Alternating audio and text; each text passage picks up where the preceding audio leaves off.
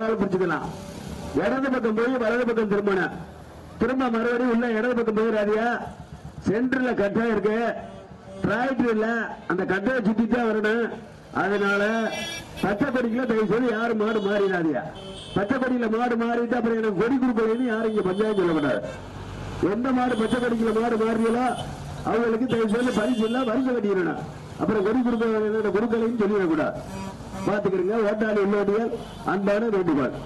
மாநில மாவட்ட விதிமுறைப்படி நடைபெற இருக்கிற மாபெரும் மாட்டு பந்தயம். தண்ணி ஊற்றக்கூடாது, தண்ணி வாங்கக்கூடாது, கொடியில ஒரு ஆள் தான் நிற்பணும்.